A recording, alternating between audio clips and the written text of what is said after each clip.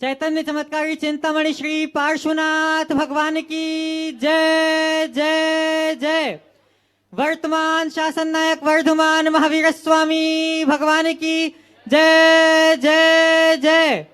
परम पूज्य श्रवण कुल तिलक प्रातः स्मरणीय संत शिरोमणि आचार्य भगवान श्री विद्यासागर जी महाराज की जय जय जय। परम पूज्य परंपराचार्य श्री समय सागर जी महाराज की जय जय जय। परम पूज्य गुणायतन प्रणेता भावना योग प्रवर्तक शंका समाधान प्रवर्तक गुरुवर श्री प्रमाण सागर जी महाराज की जय जय जय। परम पूज्य मुनिवर श्री श्रेयांश सागर जी महाराज की जय जय जय। परम पूज्य मुनिवर श्री संधान सागर जी महाराज की जय जय जय। समस्त मुनि संघ की जय जय जय। शंका समाधान के आज के इस सत्र में आप सभी का अभिनंदन। इससे पूर्व कि आज का सत्र प्रारंभ हो, हम चलते हैं और गुरुदेव के चरणों में करते हैं प्रणाम इस भाव से कि हे गुरुवर, हम सबका भी हो उत्थान, हम सबका भी हो कल्याण। सभी लोग हाथ जोड़ेंगे, मस्तक झुकाएंगे और मेरे साथ बोलेंगे, हे गुरुदेव नमोस्तु नमोस्तु नमोस्तु। बंधुओं, परम पूज्य गुरुदेव बुंदेलखंड की इस प्यासी धरती को परितृप्त करते हुए, अपनी धर्मामृत की वर्षा करते हुए आज सुल्तानगंज की पुण्य धरा पर पधारे हैं, जहां पर प्रातःकाल की मंगल वेला में परम पूज्य गुरुदेव की भव्य मंगल आगवानी हुई और परम पूज्य मुनिवर श्री श्रेयांश सागर जी महाराज से पावन मंगल मिलन हुआ और हम सभी इसी सौभाग्यशाली दृश्य के साक्षी बने।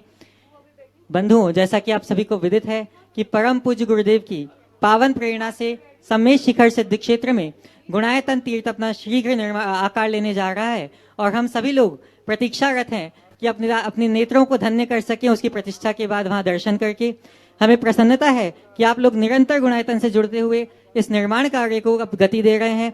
आज गुणायतन से सूत्रधार से पहले जो संबद्ध थे और ट्रस्टी के रूप में आज आगे बढ़ रहे हैं, संबद्ध हो रहे हैं। मैं बहुत सम्मान से उनका नाम लूंगा और आप सभी लोग करतल ध्वनियों से उनकी अनुमोदना कीजिएगा। श्रीमती उषा जैन, जिनेश जी जैन, सरपंच सोडरपुर राजकुमार जी जैन, अशोक कुमार जी जैन, अजित कुमार जी जैन। और मैं चाहूंगा कि वे आएंगे एवं परम पूज्य गुरुदेव के श्री चरणों में नमोस्तु निवेदित करेंगे। और आपके सम्मान के लिए मैं आवाज दे रहा हूं श्रीमान संजय जी जैन, दिल्ली से।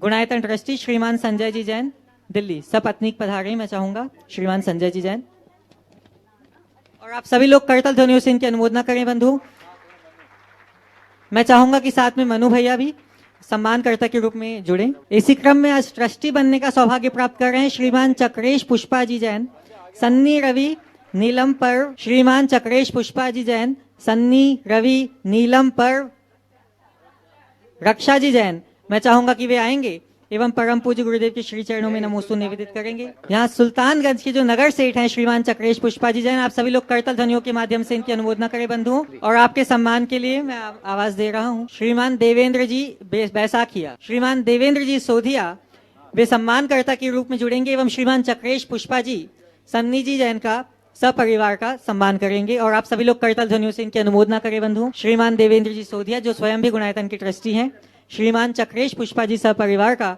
सम्मान कर रहे हैं और वो चक्रेश पुष्पा जी के चक्रेश जी के बहनोई भी हैं। बंधु, आप सभी लोग करतल ध्वनियों से इनकी अनुमोदना करें और हम चलते हैं बिना किसी रुकावट के परम पूज्य मुनिवर श्री संधान सागर जी महाराज के चरणों में और निवेदन करते हैं कि हे महाराज, आपके माध्यम से यह सत्र प्राप्त करे गति और हम सब हो सके निशंक मति। नमोस्तु महाराज। जोरदार ताली बजा दीजिए जिन्होंने आज अपने आप को गुणायतन से जोड़ा है। जुड़े हुए ही थे गुरुवर से तो, और आज वे निश्चित रूप से शाश्वत तीर्थराज में अपना स्थान भी बना चुके हैं। सभी बैठ जाएं। और सुल्तानगंज की वह पावन दरा जहाँ 2025 का चातुर्मास श्रेयांश सागर जी महाराज जी का संपन्न हुआ बहुत ही अच्छे से प्रभावना के साथ में, आज उस स्थान पर यह शंका समाधान का सत्र प्रारंभ करते हैं। और प्रथम प्रश्न के लिए संजीव भाई पिंकूविया कटनी वे अपना प्रश्न शीघ्रता से माइक पहुंचा दे वहां तक, और उसके बाद में गुणायतन ट्रस्टी संजय जी रचनाई जैन, दिल्ली, तैयार रहें। मेरे गुरुवर, मेरे भगवान के श्री चरणों में त्रिवार नमोस्तु। श्रेयांश सागर जी महाराज के श्री चरणों में नमोस्तु। संधान सागर जी महाराज के श्री चरणों में नमोस्तु। हे स्वामी गुरुदेव, माता पिता की सलाह अक्सर कड़वी लगती है, पर बच्चों के सदैव महत्वपूर्ण होती है। जैसा कि दवाई जो भले स्वाद में अच्छी ना लगे, परंतु सेहत के लिए बहुत ज़रूरी होती है। आजकल के बच्चे छोटी मोटी बीमारियों में कड़वी दवाइयाँ तो ले लेते हैं, लेकिन मुश्किल वक्त में हमारी सलाह उनको कभी अच्छी नहीं लगती। ऐसे में हम माता पिता क्या करें महाराज? गुरुदेव ने बहुत अच्छा हाइकू लिखा है। कड़वी दवा उसे भी अच्छी लगती जिसे आरोग्य पाना। जो अपना हित देखते हैं उन्हें माता पिता की हिदायतें नहीं उनके जीवन के लिए कल्याणकारी प्रतीत होती है। आज के समय में बच्चों की मनोवृत्ति में परिवर्तन आया है। माता पिता को हमारी संस्कृति में मातृदेवो भव पितृदेवो भव का स्वरूप दिया गया और इसी भाव से माता पिता को देवतुल्य मानकर उनके आशीर्वाद और वरद हस्त को भी अपने जीवन का एक सबल आधार माना गया। धीरे धीरे अवधारणाएं बदलने लगी और अब माता पिता का वह सम्मान दिनों दिन धूमिल होने लगा है। जब माता पिता के प्रति दृष्टिकोण बदलने लगा तो चीज़ें भी बदलने लगी। मैं तो सभी से कहता हूँ कि माता पिता की हिदायतों को अपने जीवन के लिए एक महत्वपूर्ण आधार के रूप में देखना चाहिए। एक बार एक युवक ने कहा कि महाराज जी अब बार बार कुछ कुछ बोलते हैं तो फिर मन नहीं करता। हमने कहा ये बताओ तुम गाड़ी चलाते हो? बोले चलाते हैं। तो गाड़ी चलाते समय कई बार रेड लाइट आती है? बोले आती है। तो रेड लाइट आती तो तुम क्या करते हो? बोले गाड़ी रोकते हैं। बोले क्यों रोकते हो? बोले नहीं रोकेंगे तो चालान कटेगा या एक्सीडेंट होगा। तो मैंने कहा ये बताओ सामने वाले ने रेड लाइट तुम्हारी गाड़ी को रोकने के लिए दिखाई या तुम्हारी सलामती के लिए दिखाई? बोले सलामती के लिए दिखाई। तो न चाहते हुए तुम गाड़ी रोकते हो ना? बोले रोकते हो। तो मैंने कहा जैसे तुम रेड लाइट देखकर अपनी गाड़ी रोकते हो तो यही मान के चलना कि माता पिता यदि कहीं तुम्हें कुछ रोक रहे हैं टोक रहे हैं तो ये तभी रोक रहे हैं जब कोई रेड सिग्नल है। उसे रेड सिग्नल मान करके चलो। कई जगह ग्रीन सिग्नल भी देते हैं। हाँ, रेड लाइट उतनी देर के लिए दिखाना चाहिए और उतनी ही दिखाना चाहिए जहाँ ज़रूरत हो। अब रेड लाइट लगा के रखोगे दिन भर तो मामला गड़बड़ होगा। और बार बार बात बेबात में रेड लाइट दिखाओगे तो भी मामला गड़बड़ होगा। संतान को हिदायतें दो, सलाह दो, लेकिन उतनी ही जितनी जरूरत हो। एक गिलास दूध में 2 चम्मच शक्कर तो ठीक है, पर शक्कर देने से दूध मीठा होता है इस ख्याल से 2 की जगह 20 चम्मच शक्कर डालोगे तो क्या होगा? बोलो। हाँ, दूध ही बर्बाद हो जाएगा ना। तो दूध में शक्कर डालते समय तुम ये ध्यान रखते हो कि मुझे कितनी शक्कर डालनी है। तो बच्चों को भी हिदायतें देते समय ये ध्यान रखो कि हमें कितनी हिदायतें देनी। तो 2 चम्मच शक्कर होना चाहिए। समझ गए?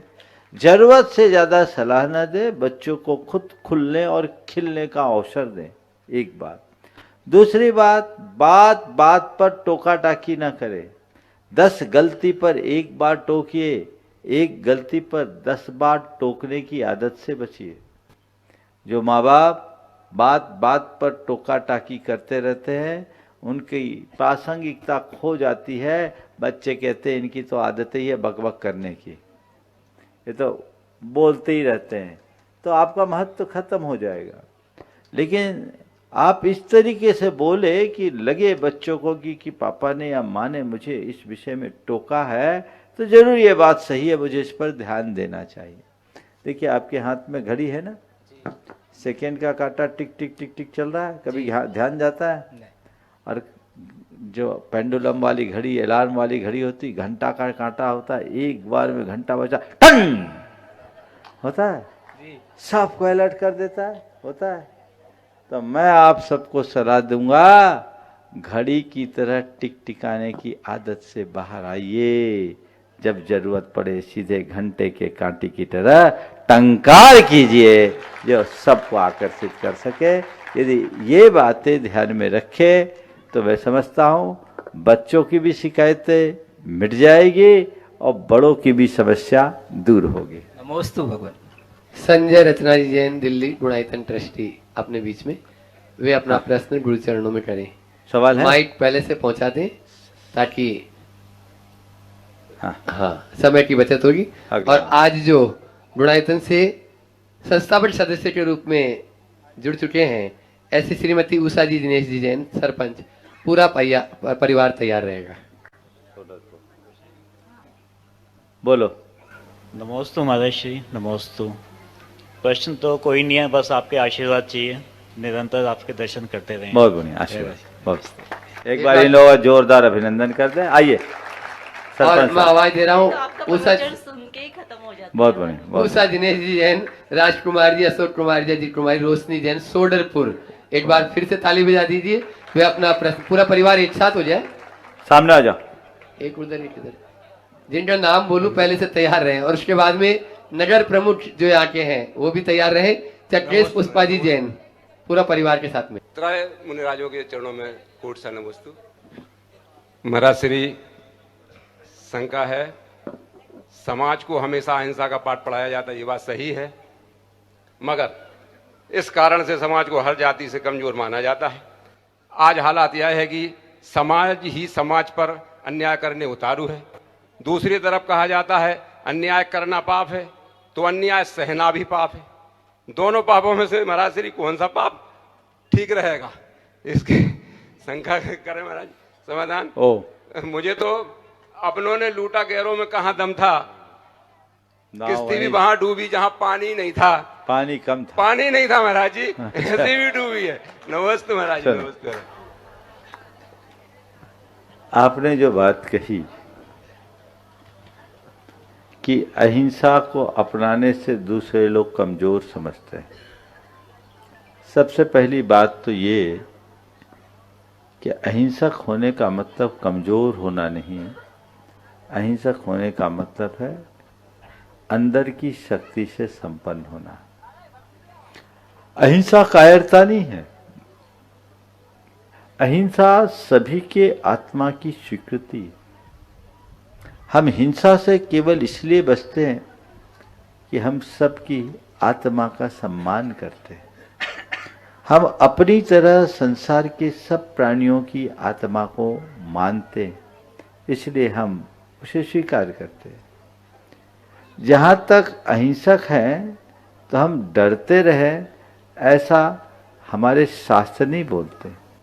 आप गृहस्थों के लिए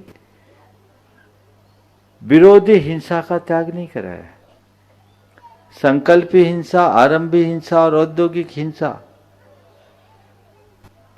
विरोधी हिंसा, ये 4 प्रकार की हिंसा, इसमें केवल संकल्पी हिंसा का त्याग है। बाकी हिंसा तो यत्किंचित आपके प्रत्येक प्रवृत्ति में होती है, उसमें यत्नाचार करो। लेकिन यदि कोई आपके व्यक्तिगत स्वत्व स्वामित्व पर, आपके परिवार पर, आपके समाज पर, आपके धर्म पर, आपकी संस्कृति पर, आपके राष्ट्र पर आघात पहुंचाता है तो उसके विरुद्ध अस्त्र उठाना हिंसा नहीं, आपका धर्म है। रामचंद्र जी ने रावण पर अस्त्र उठाया, ये हिंसा नहीं थी, ये हिंसा नहीं थी, ये अपने अस्तित्व को बचाने का एक उपाय था। आतताई आक्रमणकारी को सबक सिखाना एक गृहस्थ का धर्म है। अनेक वीर योद्धा हुए जो जैन थे। एक योद्धा हुआ आबू, वो सेनापति था और वह युद्ध के मैदान में भी प्रतिक्रमण करता था, लेकिन उसका पराक्रम इतना था कि पूरे रण में अपने दोनों हाथों से तलवार उठाकर सैकड़ों का सिर काट देता था। वो कहता था ऐसे में एक चींटी के ऊपर भी पैर नहीं रखता। लेकिन युद्ध में जब शत्रु हो तो इस धरती को शत्रु से मुक्त करने का पराक्रम भी रखता हूँ। तो ये अहिंसा है।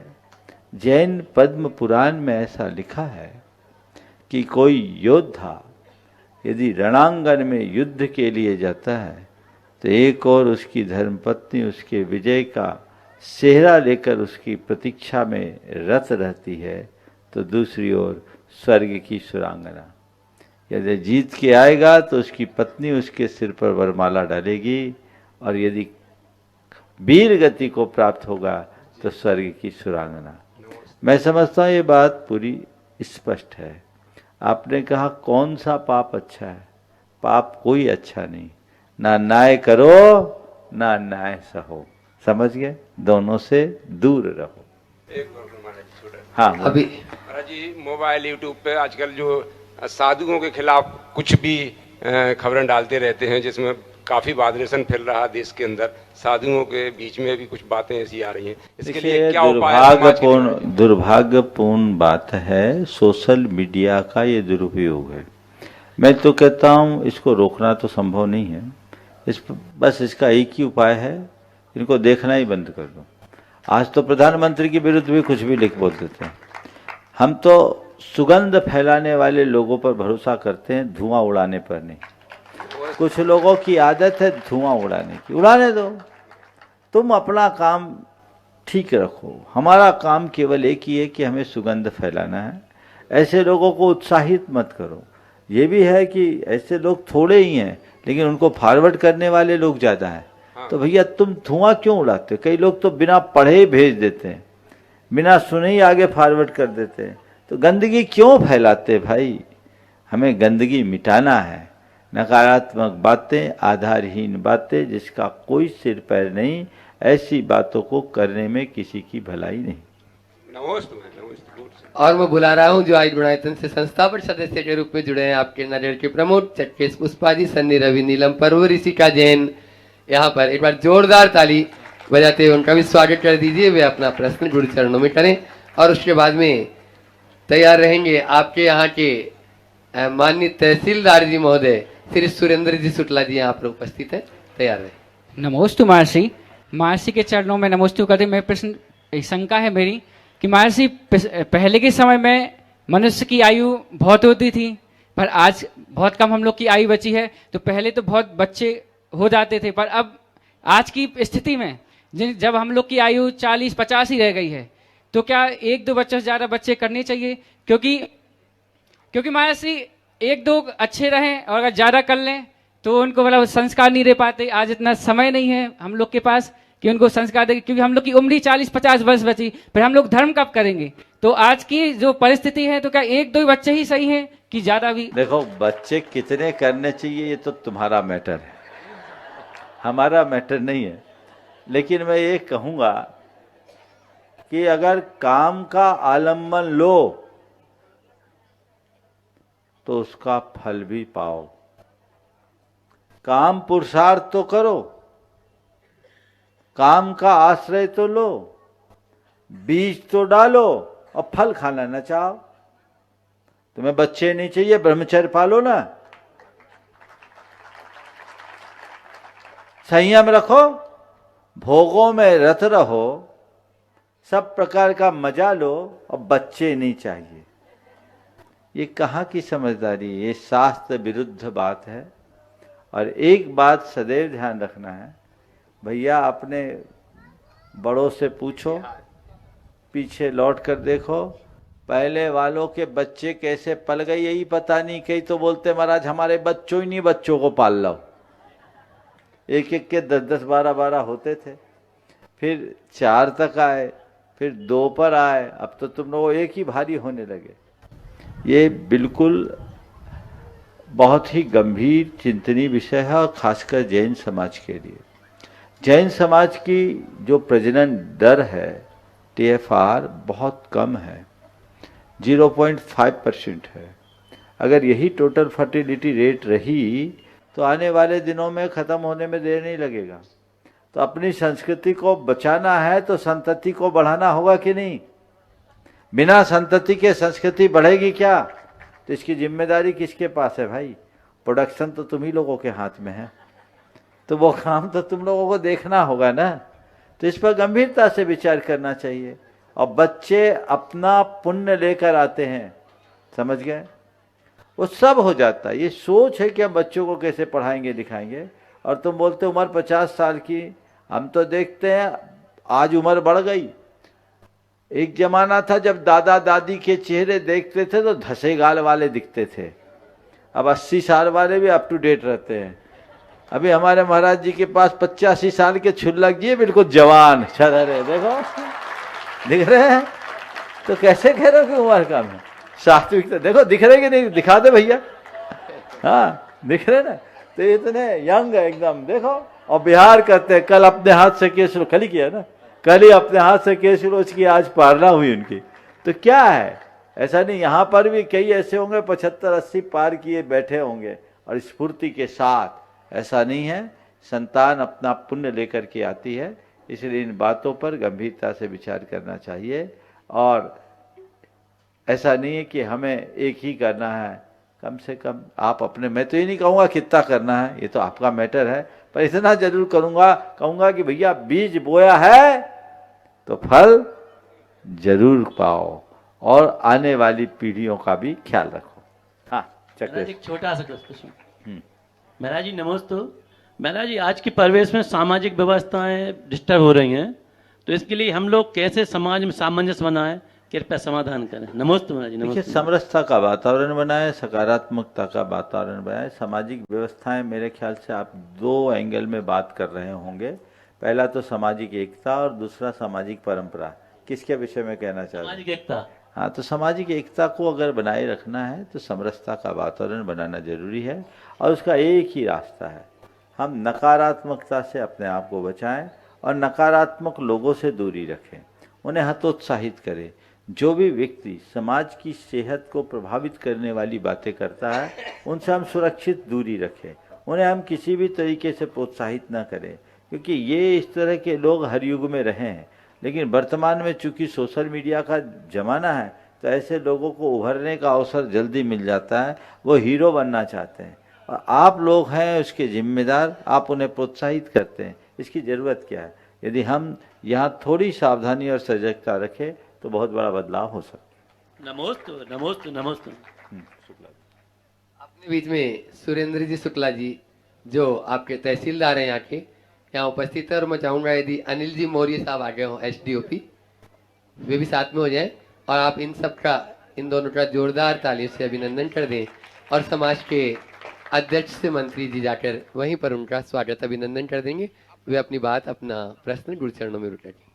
तहसीलदार जी का जोरदार ताली से स्वागत, श्रीफल चढ़ाते हुए आशीर्वाद प्राप्त। गुरुजी, आजकल जो सामाजिक व्यवस्था है उसमें जो टैलेंटेड बच्चे हैं उनको प्रॉपर जो है वो अवसर नहीं मिल रहे हैं। इसकी वजह से वो लोग जो है डिप्रेशन में आ रहे हैं। इसलिए बच्चों के लिए कोई मार्गदर्शन के लिए आप कृपया। बहुत अच्छा सवाल आपने पूछा है। मैं समझता हूँ टैलेंटेड बच्चों को अवसर न मिलने के पीछे शायद आप रिजर्वेशन की बात को लेकर कह रहे हो। मैं बोलता हूँ कि जो हमारे प्रतिभा संपन्न बच्चे हैं, उन्हें इस बात को लेकर बिल्कुल भी घबराना नहीं चाहिए। उन्हें इस बात का गर्व और फक्र होना चाहिए कि मैं प्रतिभावान हूँ। हमारे यहाँ एक पुरानी उक्ति है, विद्वांसः सर्वत्र पूज्यन्ते। जो प्रतिभा संपन्न विद्वान होता है वो सर्वत्र पूजा और सम्मान पाता है। आप अगर किसी प्रतियोगी परीक्षा के माध्यम से सरकारी नौकरी में भाग लेना चाह रहे हैं, वहाँ आपका चयन नहीं हो रहा, घबराइए नहीं। हमारे पास अनंत आकाश है, हम अपनी प्रतिभा का लोहा मनवाने में समर्थ हैं। जहाँ ठीक है, जिनको जरूरत है उनको जाने दीजिए। हमारे पास दूसरे अवसर है, पूरा प्राइवेट सेक्टर खाली पड़ा है। मेरे संपर्क के तो कई ऐसे लोग हैं जिनकी अच्छी खासी गवर्नमेंट जॉब लगी, उनने उसको ठुकराया और आज प्राइवेट सेक्टर में जाकर अच्छे खासे पैकेज के साथ जी रहा है। एक ने तो अपना अच्छा खासा जॉब छोड़ा और प्राइवेट कंपनी में जाकर काम कर रहा। आज उस कंपनी में वो आपके जाकर के डायरेक्टर लेवल पर पहुंच गया। मैंने जब उससे पूछा, IRS अधिकारी नियुक्त होने के बाद उसने उसको छोड़ा, बोला महाराज जी वहाँ मुझे क्या मिलता, हाथ काले किए बिना मेरा खर्चा भी नहीं चलता। आज मैं जिस कंपनी में हूँ, मेरा उस कंपनी में स्टेक है और अच्छी खासी सैलरी है, मैं बहुत अच्छे से रह रहा हूँ। तो ये भी एक सोच और संभावना है। हम ऐसी सोच को विकसित क्यों न करें, हम अपने बच्चों को इस बात के लिए प्रशिक्षित करें कि बेटा घबराना नहीं है, प्रयास कर, लेकिन हमारे पास बहुत अवसर है। हम नई संभावनाओं को तलाशें, जहाँ खड़े होंगे वहाँ सब कुछ कर सकते हैं। हमारे पास व्यापार के अवसर हैं, हमारे पास प्राइवेट सेक्टर है, और आज के समय में तो नया स्टार्टअप खोल करके भी लोगों ने दुनिया को बिल्कुल आश्चर्यचकित किया है। तो जो भी नई संभावनाएं हैं उनको ध्यान में रख करके काम किया जा सकता है। ये बात ध्यान में रखना है कि जो व्यक्ति उद्यमी और पुरुषार्थी होता है वो कभी भूखा नहीं रहता, और आलसी आदमी ना अपना पेट भर पाता है ना किसी और का भर पाता है। इस बात को ध्यान रखें। अनिल जी बोरी शायद आए नहीं अभी। पारस जी जैन, पारस ज्वेलर्स, वे अपना प्रश्न गुरु चरणों में करेंगे और उसके बाद में तैयार रहेंगे डॉक्टर जय कुमारी जैन, सुल्तानगंज। गुरुदेव के इस चरणों में सादर नमोस्तु। नमोस्तु महाराज जी। गुरुदेव, गृहस्थ जीवन की जिम्मेदारियां निभाते हुए धर्म करना थोड़ा कठिन लगता है। धर्म करते हैं तो व्यापार या फिर आवश्यक जिम्मेदारी छूट जाती है। गुरुदेव, धर्म के साथ गृहस्थ जीवन में सामंजस्य कैसे बनाएं, कृपया समाधान करें। देखिए, धर्म करने से जिम्मेदारियां छूट जाती, ये बात मुझे समझ में नहीं आता। जिम्मेदारियों को निभाना अपना धर्म समझना चाहिए, और जो भी जिम्मेदारियां धर्म करते हुए निभाओ। समझ गए? मैं समझ रहा हूं आप कहना क्या चाह रहे हैं। धार्मिक क्रियाएं करने के कारण, कुछ समय के अभाव के कारण, कुछ जगह आप समय न दे पाते हों और ऐसा लगता हो कि हमारी जिम्मेदारियां छूट रही है। मैं ये सबसे कहूँगा कि धर्म हमें एक जिम्मेदार मनुष्य बनाता है, और सबसे पहला काम अधर्म न करना, अधर्म से बचना ही सबसे बड़ा धर्म है। तो आप अधर्म से अपने आप को बचाइए। जहाँ तक पूजा पाठ और सत्संग आदि अन्य धार्मिक क्रियाएं, व्यस्तता हो, तरीका बदल लो। समझ गए? ऐसा नहीं है कि आपकी जिम्मेदारियों में कोई खलल होगा। आज लोग धर्म की बात करके जिम्मेदारियों की विमुखता की बात करते हैं। ऐसे लोग पार्टी, क्लबों और सोसाइटियों में अपना समय बर्बाद करते हैं। वहाँ उनको अपनी जिम्मेदारियां याद क्यों नहीं आती? हम इधर उधर के कार्यों में अपना समय बर्बाद करने से बचे और सही दिशा में, सही क्षेत्र में अपनी शक्ति लगाएं। बहुत कुछ हो सकता है। व्यस्तता बाधक नहीं बनती, हमारी प्राथमिकताएं बाधक बनती। जब मेरी प्राथमिकता में मेरा धर्म और मेरी जिम्मेदारियां दोनों होगी, तो हम खुद उन दोनों के मध्य संतुलन बना करके अपना काम कर पाएंगे। लेकिन जिनकी प्राथमिकता केवल व्यवसाय है, या जिनकी प्राथमिकता में केवल परिवार है, वो कुछ नहीं कर पाएंगे।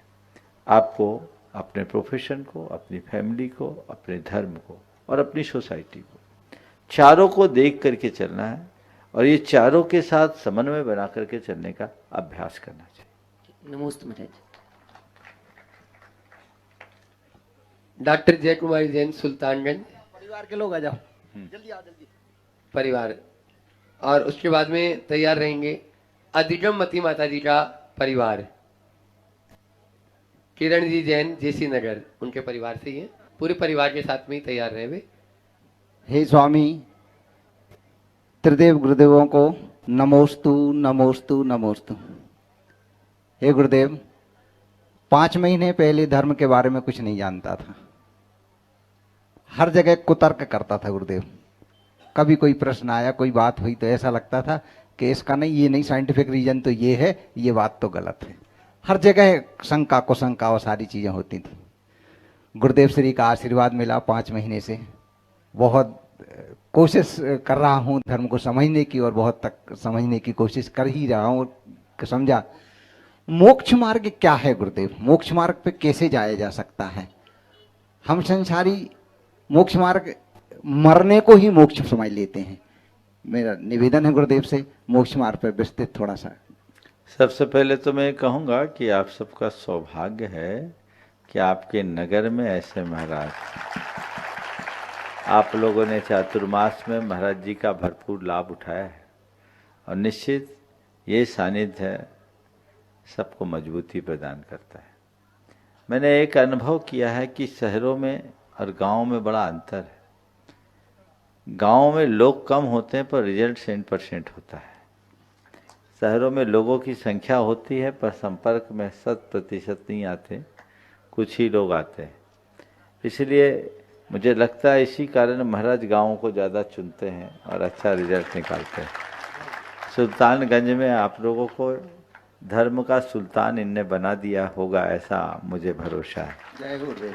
आपने पूछा है कि मोक्ष मार्ग है क्या? मोक्ष मृत्यु का नाम है, मृत्यु मोक्ष नहीं।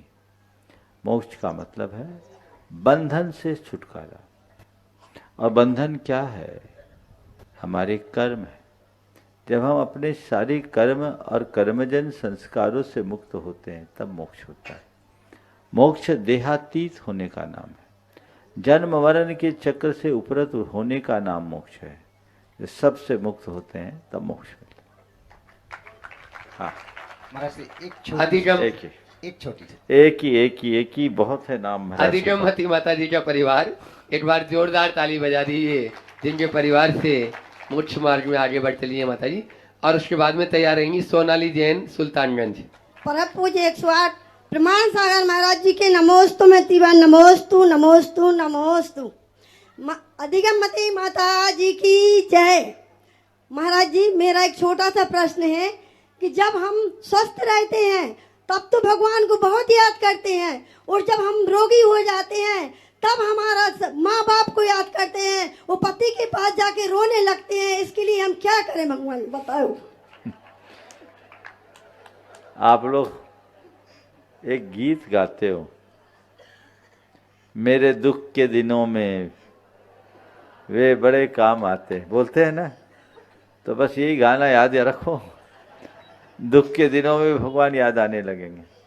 लेकिन मैं तो ये चाहता हूँ कि तुम्हें दुख आए नहीं, इतना सुख हो कि हमेशा भगवान को याद रखो। सोनाली जैन सुल्तानगंज में अपना प्रश्न करें। और प्रवीण जी जैन मुंबई, अभिषेक जी जैन पाठशाला परिवार यहाँ के तैयार रहेंगे। नमोस्तु महाराज श्री जी।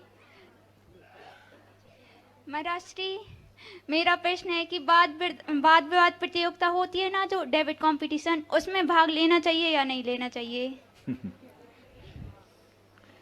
देखो, वाद विवाद अगर सही तरीके से हो तब तो ठीक है, लेकिन आजकल जो वाद विवाद प्रतियोगिताएं होती है उनमें ऐसे विषय रख दिए जाते हैं और लोग उसके माध्यम से कुछ ऐसी बातें कर देते हैं जिससे समाज का सौहार्द बिगड़ जाता है। एक स्थान पर समाज दिशा और दशा इस विषय पर वाद विवाद प्रतियोगिता थी और एक प्रतियोगी ने अंदर की पूरी भड़ास निकाली और समाज के प्रमुखों के ऊपर निकाल दी। उसका नतीजा ये निकला कि समाज में विप्लव खड़ा हो गया, भरे वंश से बोल दिए। तो ये सब चीज़ें उचित नहीं लगती। वाद विवाद प्रतियोगिता का दो मकसद है। पहला, अपनी प्रतिभा को उभारना, हमारे समाज के टैलेंट जिनकी है वे सब अपनी वक्तृत्व शैली को उभार सके, अपनी तर्कना शक्ति को करे, ये जो रचनात्मक है। दूसरा, इनके माध्यम से समाज के मध्य कुछ निष्कर्ष देना। लेकिन आजकल जिस तरीके की धारा होने लगी है वो असंतुलित है, इसलिए मैं ये कहूँगा कि इससे बच के रहने में ही ज़्यादा अच्छा है। और इस संदर्भ में एक साथ और बात करूँगा कि ये तो वाद विवाद प्रतियोगिता जो होती है, आजकल जितने खबरिया चैनल है ना, उनमें जो हर मुद्दे पर बहस करने के लिए 2 4 6 को उठा के बिठाल देते हैं वो लोग, और वो लोग सड़े से मुद्दे पर बातें करते रहते, एक दूसरे के ऊपर चढ़ाई करते हुए, चीखते चिल्लाते हुए, और आप टीवी खोल करके उनके साथ चिपके रहते हैं। हासिल क्या होता है? वो अपना मत प्रकट करते, कोई सार नहीं।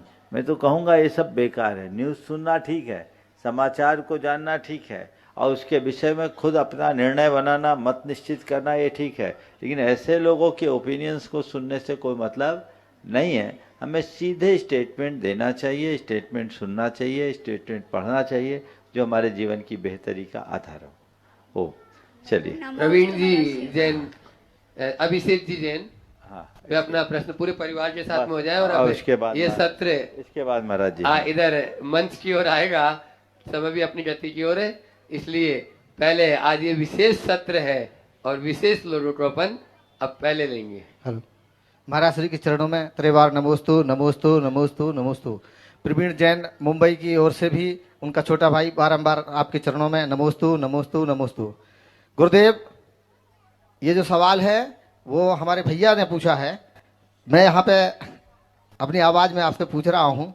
आधुनिक जीवन शैली में जहाँ भौतिकता और प्रतिस्पर्धा चरम पर है, वहाँ एक सामान्य ग्रस्त और दैनिक जीवन के अपग्रह आचार्य जैसे जैन धर्म के सिद्धांतों को किस प्रकार से व्यवहारिक रूप से धारण कर सकता है ताकि वह आध्यात्मिक उन्नति के मार्ग पर अग्रसर रहे और अपने सामाजिक व पारिवारिक दायित्वों को सफलतापूर्वक निर्वाह कर सके।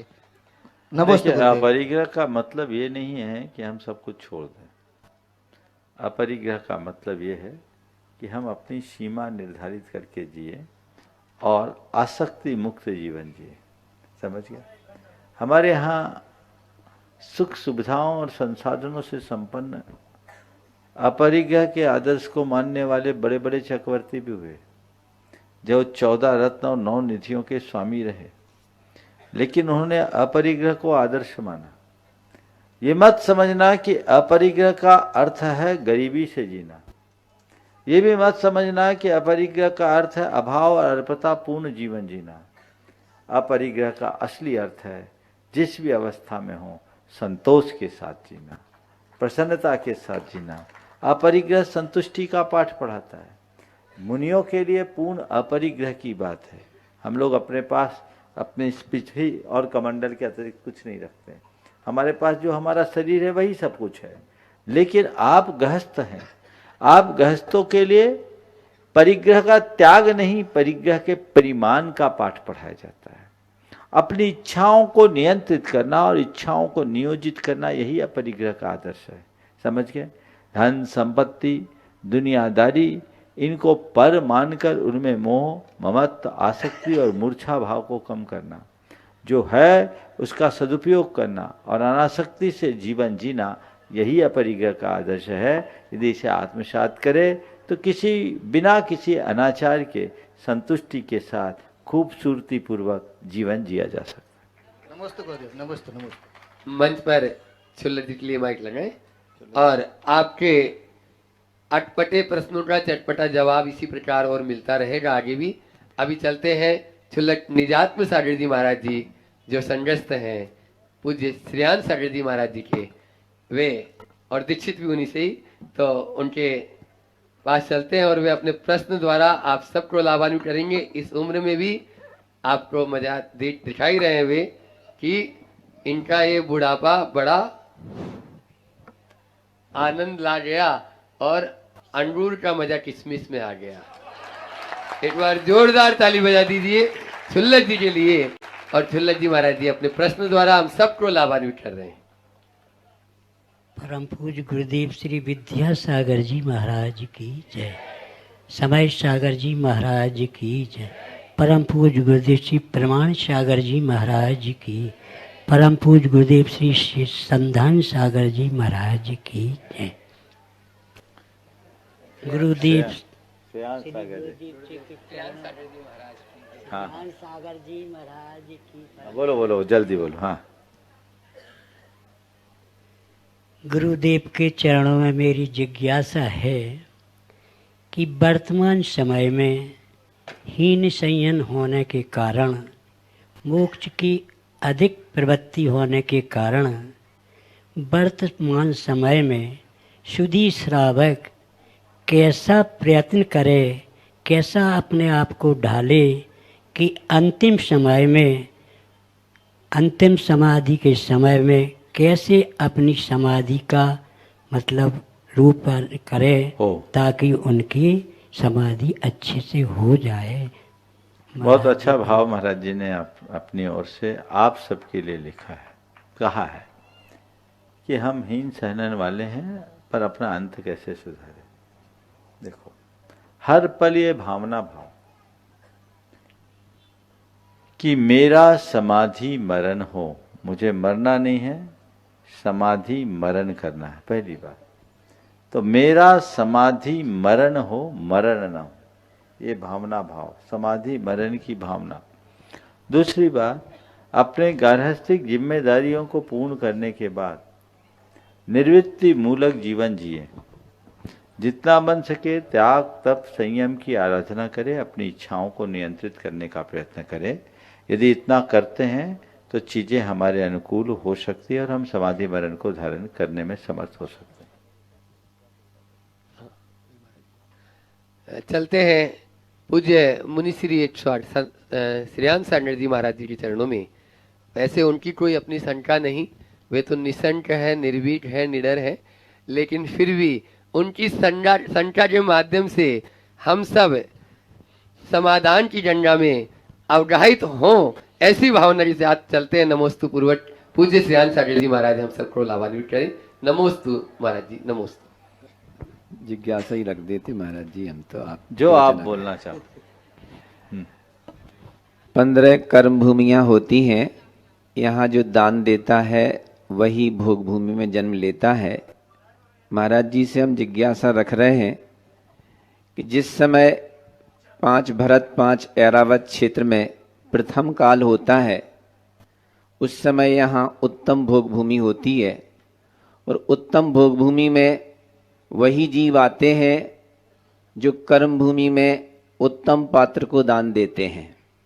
तो हमारी जिज्ञासा ये है कि जब 5 सिर्फ विदेश क्षेत्र में ही कर्म भूमि होती है, उस समय सिर्फ उत्तम पात्र को दान देने वाले ही यहाँ उत्पन्न होते हैं, तो उत्तम पात्र कितने होते होंगे जबकि यहाँ असंख्यात मनुष्य त्रैंचों का उत्तम भूमि में जन्म होता है। जिज्ञासा का समाधान करें। बहुत अच्छा सवाल महाराज जी ने आप सबके बीच रखा है। प्रथम 3 काल में असंख्यात मनुष्य और तिर्यंश होते हैं, पर वो असंख्यात वर्ष की आयु वाले, 3 पल्ले की आयु है। 3 पल्ले का संचय काल बहुत लंबा होता है और विदेश क्षेत्र में रहने वाले संख्यात मनुष्य या तिर्यंश दान और दान की अनुमोदना से उस गति को प्राप्त करते हैं और वहाँ संचित होते होते असंख्यात हो जाते हैं। एक साथ असंख्यात जन्म नहीं ले सकते उत्तम भोग भूमि में, लेकिन ये इस तरीके से संचित हो सकते हैं। इसके अतिरिक्त महाराज जी और एक जोड़ने की बात है, बीच के जो कर्म भोग भूमि प्रतिभाग है, जिसमें असंख्यात द्वीपों में जो भोग भूमियाँ हैं, जहाँ जगन भोग भूमि है, उसमें असंख्य तिर्यंश है। वे भी भोग भूमि में जा रहे हैं कर्म भूमि से ही, दान और दान की अनुमोदना के बल पर। तो दान और दान की अनुमोदना करने वालों जीवों की संख्या भी कम नहीं है, यद्यपि वो सीमित है, लेकिन सीमित होने के बाद भी संचित होते होते यदि वे असंख्यात होते हैं तो इसमें कोई आश्चर्य जैसी बात नहीं है। महाराज जी उत्तम मुनि उत्तम पात्र को दान देंगे तभी उत्तम भोग में आएंगे, ये मुख्य विषय है। तो उत्तम मुनियों की भी तो श्रृंखला बनते रहेगी, पूर्व कोटि के बाद आते जाएंगे, एक पल में असंख्य पूर्व कोटि हो जाएगी, तो इतने मुनि होते जाएंगे। भोग भूमि में तो हमेशा सदाबहार सीजन होता है ना, तो वहाँ मुनियों की भी उत्तम मुनि है। ये महाराज जी के प्रश्न का इशारा बिल्कुल अलग है कि ध्यान रखना, तारने वाले भले कम हो, तरने वाले असंख्य हो सकते हैं। समझ गए? तारक कम होता है, तरने वाले कम अधिक होते हैं। नाव एक होती है, उस पर सवार होने वाले अनेक हो सकते हैं। ऐसे ही मुनिराज उत्तम पात्र कम होंगे, लेकिन उनको दान देकर उस दान की अनुमोदना मात्र से अपना उत्थान करने वाले लोग अनेक हो सकते हैं। और अपने बीच में आज मुंबई से जो प्रमाणित पाठशाला के प्रमाणित समूह के कोऑर्डिनेटर हैं, वे छिपरा जी जैन यहाँ पर उपस्थित हैं। हाँ, सब परिवार यहाँ पर उपस्थित हैं। आप लोग जोरदार ताली बजा दीजिए। छिपरा जी वहाँ छिपरा, वे अपना प्रश्न गुरु चरणों में कर रहे हैं। देवेंद्र, हाँ हाँ, और नरेंद्र, हाँ बोलो नरेंद्र जी, और उसके बाद में तैयार रहेंगे। गुरु चरणों में त्रिवार नमोस्तु, गुरुदेव को त्रिवार नमोस्तु। आपके आशीर्वाद से सब कुछ सही है, और बट एक चीज़ है कि अभी सभी पेरेंट्स चाहते हैं कि बच्चे बहुत ज़्यादा पढ़ें, बहुत आगे बढ़े हैं। अब आगे बढ़ने के लिए फिर थोड़ा दूर भी जाना पड़ता है, तो कुछ समय तो सही लगता है, उसके बाद सभी को लगता है कि नहीं पेरेंट्स भी होने चाहिए, साथ भी हैं, तो एक डिलीमा सा है। तो मेरा सवाल ये है कि सपनों के लिए अपनों से दूर रहना या अपनों के लिए सपनों से दूर रहना, इसमें से क्या उचित है या किस तरह से किया जाए? सपनों के लिए अपनों से दूर रहना या अपनों के लिए सपनों से दूर रहना, मैं तो ये कहूँगा सपना ऐसा ही देखो जो अपनों को जोड़ सके और आगे बढ़ा सके, है ना। और सवाल आज के इस सत्र को यहीं पर विराम देंगे, क्योंकि आप सबको पता है अभी हम लोग यहाँ से आगे जाएंगे टड़ा की ओर। बोलिए परम पूज्य आचार्य गुरुवर श्री विद्यासागर महाराज की।